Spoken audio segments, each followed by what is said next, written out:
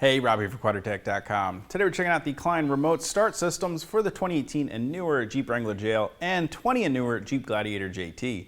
Before I get into today's video, if you haven't already and you like these, do me a huge favor, go ahead and hit that thumbs up button. Of course, don't forget to hit that subscribe button as well as the notification icon, so be sure to catch this as well as all of our latest videos. Adding a remote start system to your Wrangler or Gladiator is a great way to get some added comfort and convenience in your Jeep that can be used virtually year-round.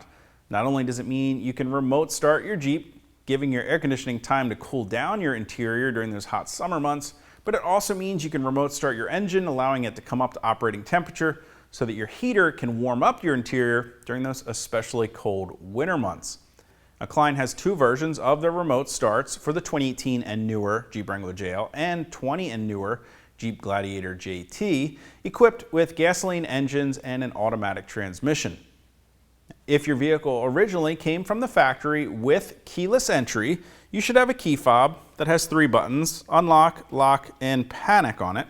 And if that's the case, the RSJL is the remote start system for your Jeep. It comes equipped with the remote start module, as well as all the wiring required to get it installed in your vehicle. If your Jeep originally came from the factory without keyless entry, and you should have a key fob with no buttons at all in place, the RSJL LR1 is the remote start system that you'll want. It builds on the original remote start kit and adds 2 long-range remotes and an antenna to the system, allowing you to remote start your Jeep. Alternatively, you can also install the RSJL LR1 into a vehicle that originally came with factory keyless entry to increase your effective range.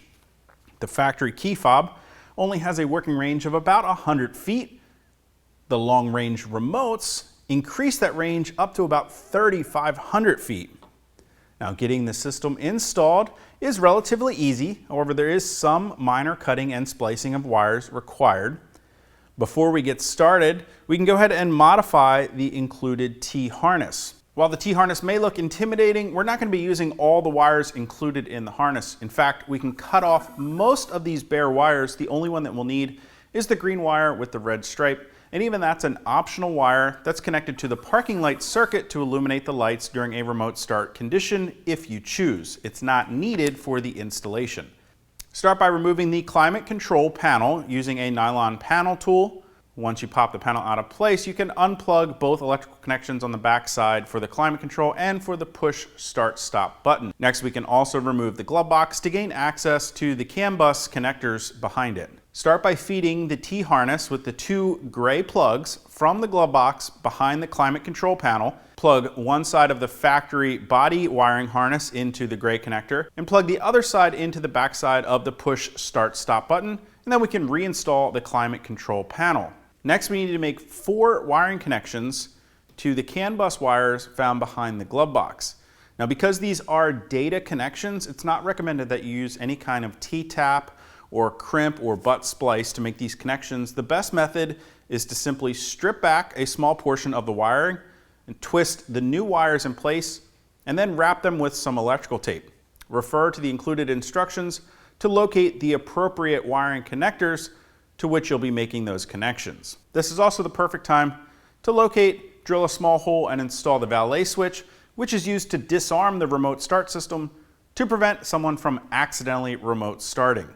Next, we need to pair the remote start module to the vehicle. Start by plugging in the black 4-pin data connector while holding the programming button. The blue, red, and yellow LEDs will illuminate in sequence. Release the programming button when the blue LED is illuminated. Now we can go ahead and plug in the remaining connectors. Next, we'll press the start-stop button twice without pushing the brake pedal to turn the ignition to the on position. Now press the program button on the module one more time. The blue LED should turn off, then after a few moments should begin to flash rapidly. At this point, we can press the start-stop button one more time to turn the ignition off, and now the red and yellow LEDs on the module should begin to flash alternatively.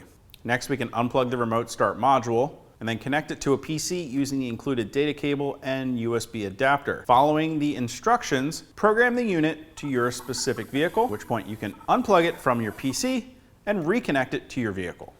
Now, before we reinstall the glove box, it's a good idea to verify the correct operation of the new remote start module by pressing the lock button on your factory key fob 3 times in sequence. It's going to start by powering on the accessory circuit, And after a few more seconds, it should remote start your engine. Of course, you can shut down the engine at any time by pressing that lock button 3 more times in sequence. Of course, all that's left to do now is to go ahead and reinstall that glove box, and you can begin enjoying the comfort and convenience of having a Kleinn remote start in your Jeep Wrangler JL or Jeep Gladiator JT. If you guys want to get more information or to purchase one for your Jeep, you can click that info button to head over to Quadratec.com. Of course, if you have any comments or questions about the remote starts or how to get them installed in your Jeep, you can always leave those for me down in the comment section below or contact us directly at any of the options on the screen. Till next time, I'm Rob. I'll see you guys out on the trail.